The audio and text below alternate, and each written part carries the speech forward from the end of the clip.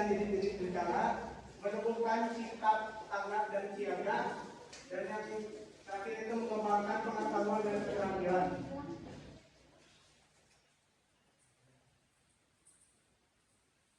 Nah, apa itu mitigasi bencana alam? Adalah upaya yang dilakukan untuk mengurangi risiko dan dampak negatif dari bencana sebelum bencana. Tujuannya yaitu untuk meminimalkan kerugian baik korban jiwa, kerusakan harta benda maupun gangguan terhadap aktivitas sosial dan ekonomi. Nah, pengertian selain ini ada yang mau menyampaikan nggak? Nanti dapat kalian.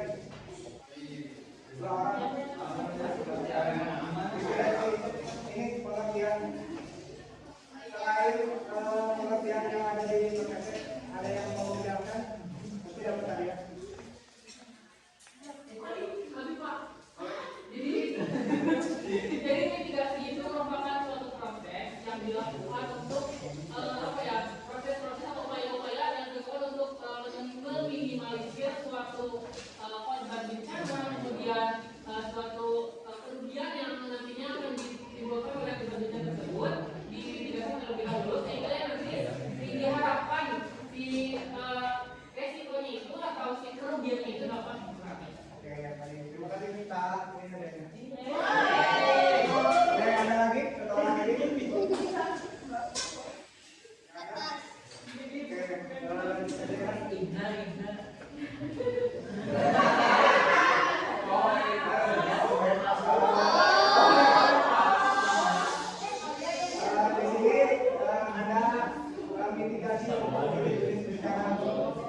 Boleh disebutkan yaitu pertama yaitu mitigasi apa?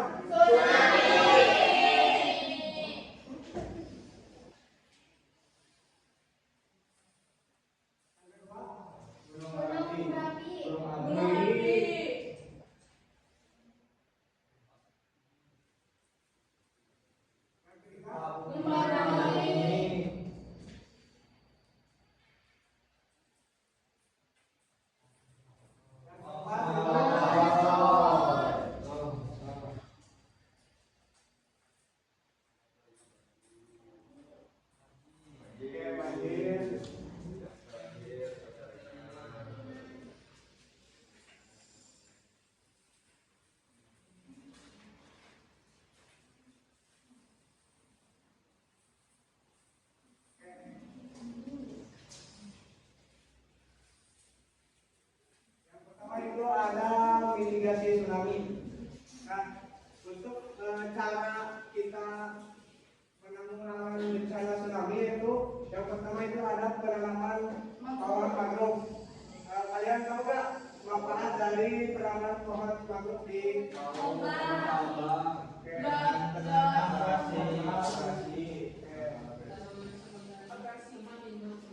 yang kedua itu pembekalan pengetahuan terkait data gempa yang berpotensi mengakibatkan tsunami. Nah, data seperti ini, seperti gempa dengan pusat getaran di laut dangkal 0 sampai 30 km. Nah, hingga laut tengah kekuatan yang rendah 6,5 SR dan pola sensor yang turun atau naik. Nah, sebelum adanya kejadian tsunami, mungkin nanti ada alat itu untuk mendeteksi tsunami seperti yang tadi dijelaskan. Nanti pihak pemerintah itu mengirimkan data itu untuk mitigasi tsunami ini. Selanjutnya itu ada sistem pendeteksi tsunami yang dirancang dengan dua bagian. Yang pertama itu jaringan komunikasi dan yang kedua itu infrastruktur. Nah, jaringan informasi itu berupa peringatan yang suaranya kencang gitu. Peringatan ya. Yang kedua itu infrastruktur. Nah, mungkin kalian tahu itu di negara Jepang ada mitigasi tsunami seperti membuat tanggul yang tinggi gitu. Tidak memungkinkan itu dari tanggul itu bisa menopang terjadinya tsunami.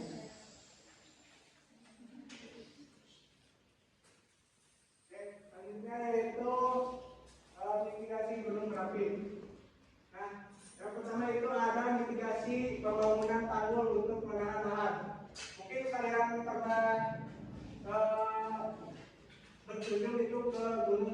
berarti yang ada di Jogja mungkin itu suatu mitigasi, namun tidak mungkin menutup kemungkinan akan menahan apa ya, lahannya gitu. Kan di bawahnya itu ada benteng apa ya namanya?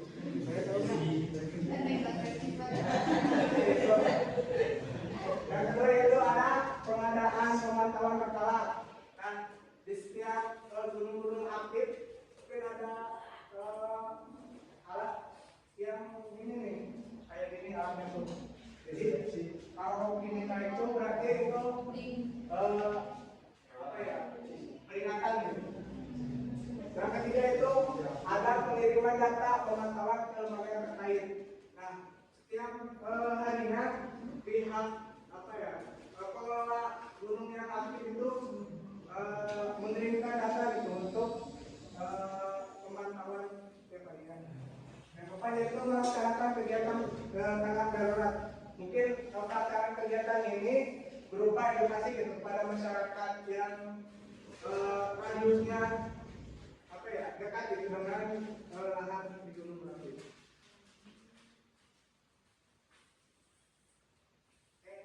Selanjutnya yaitu ada mitigasi gempa bumi.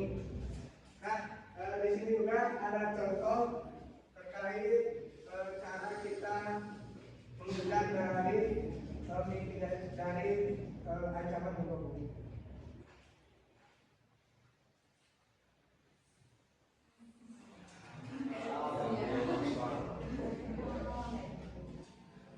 Nah, ini itu contoh mitigasi gempa bumi.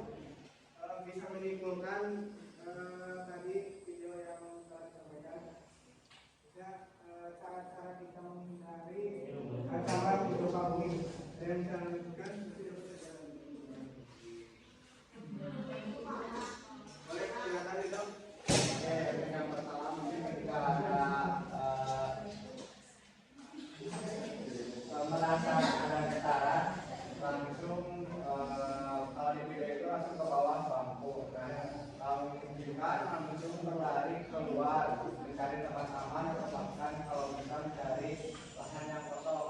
Nah, meskipun sudah di tempat yang kosong, sebaiknya itu tidak berdiri, akan tetapi jauh atau kalau bisa diarah. Ada lagi?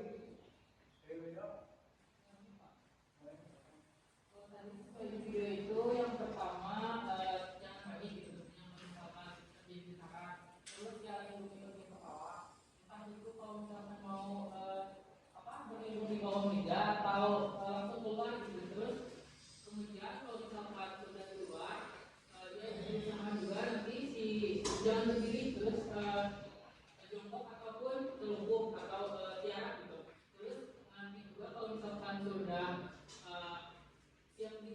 setiap KM atau setiap kelompok itu melaporkan siapa saja yang ada di lapangan dan juga mungkin siapa saja yang terluka. Oke, baik, terima kasih kepada saudara Buita. Oke, selanjutnya itu cara penanggulangan mitigasi itu bisa kalian pahami itu untuk cara penanggulangan nanti kalian kalau sudah berkeluarga gitu. Yang pertama itu mendirikan bangunan sesuai aturan yang baku dan lengkap. Nah, seperti yang sekarang itu viral itu bangunan pesantren yang ada di Sidoarjo, tahu kan kalian? Itu juga ciri itu bangunannya tidak sesuai aturan. Oke, yang kedua itu memahami lokasi bangunan dan tempat tinggal yang tepat gitu. Nah, contohnya itu seperti di bangunan lereng-lereng itu, mungkin saya juga tahu bangunan yang di sisi pegunungan itu tidak baik. Yang ketiga itu kagumkan pada tempat tinggal yang profesional. Mungkin dari penyampaian itu kagumkan yang anti gempa gitu. Contohnya itu kita membeli meja yang kokoh gitu untuk nanti kalau ada terjadinya gempa. Dengan itu menyiapkan peralatan seperti server, P3K, makanan instan dan lain-lain. Tapi dari penjelasan itu, kenapa kita membutuhkan shelter? Ditakutkan kita tertumpuk gitu oleh bangunan, mungkin bisa nanti penyelamatkannya bisa memakai kode seperti kalau shelternya 3 kali mungkin itu minta tolong gitu.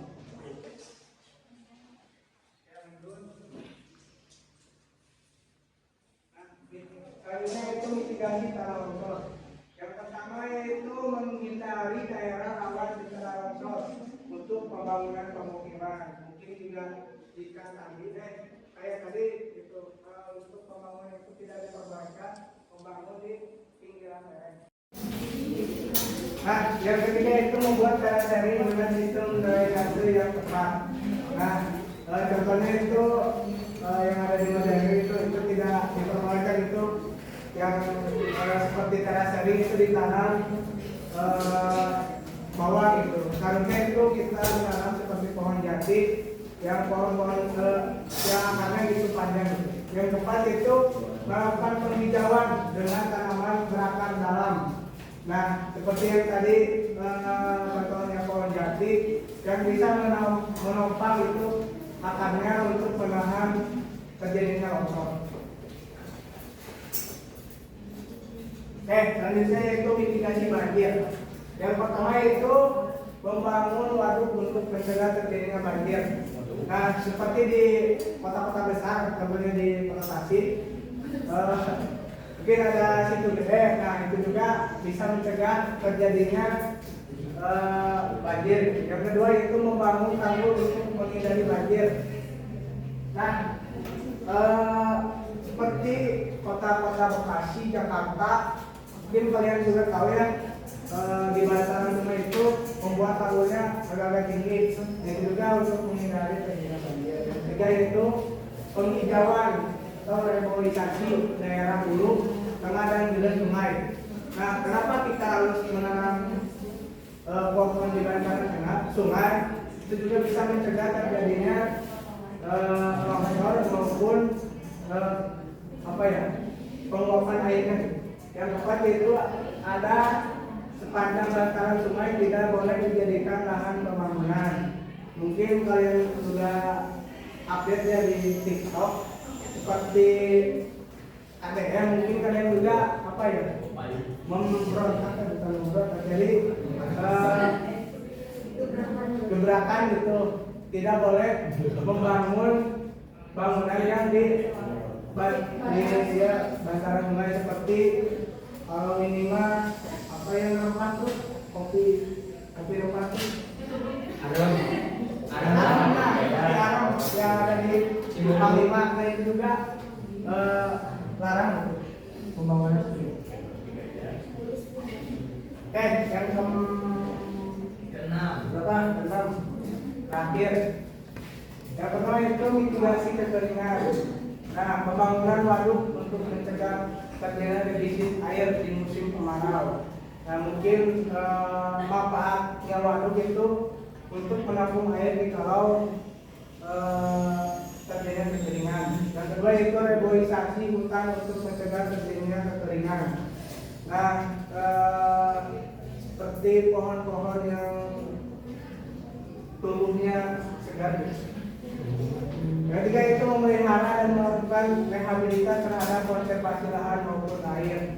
Mungkin dari reboisasi ini kita juga bisa melakukan konservasi maupun berupa tanaman ataupun air. Yang terakhir itu membangun atau melakukan rehabilitas terhadap jaringan irigasi.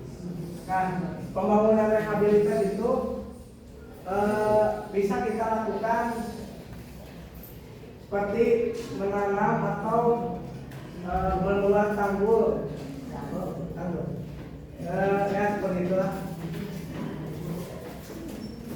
Oke, selanjutnya, ada yang bisa menyimpulkan materi ini, nanti dapat kerja lagi.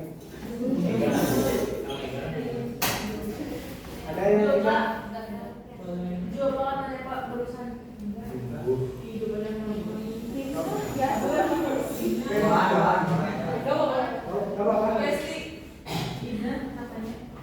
Baik, mungkin di sini itu Bapak tadi menjelaskan terkait dengan mitigasi bencana. Bahwa mitigasi ini merupakan suatu upaya untuk mengatasi atau mengurangi risiko dan dampak negatif dari bencana sebelum bencana itu terjadi.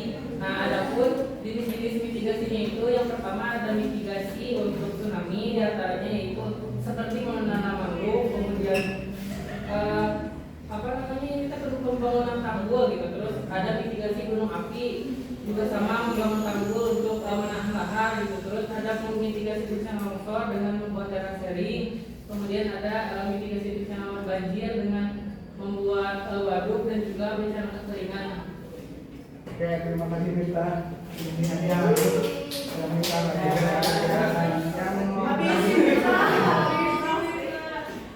Oke, berikutnya itu ada sedikit game gitu, ada 5 pertanyaan. Boleh dari rekan-rekan bisa langsung maju. Boleh, cepat-cepat aja.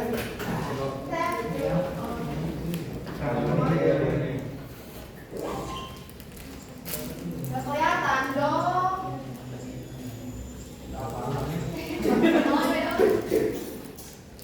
Struktural.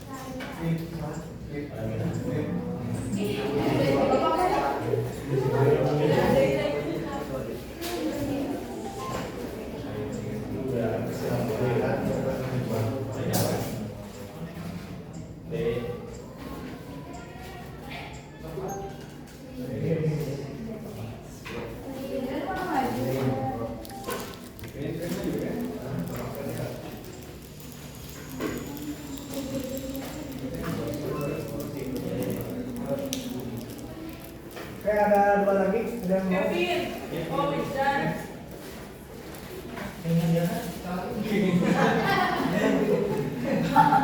Jadi sama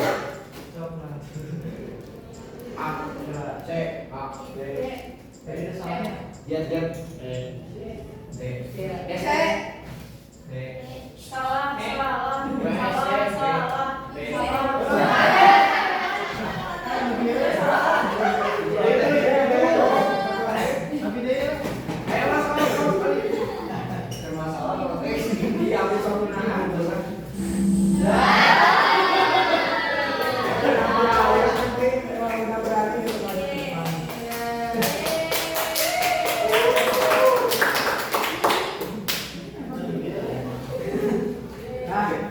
Mungkin sekian pengatarian tentang mitigasi bencana alam.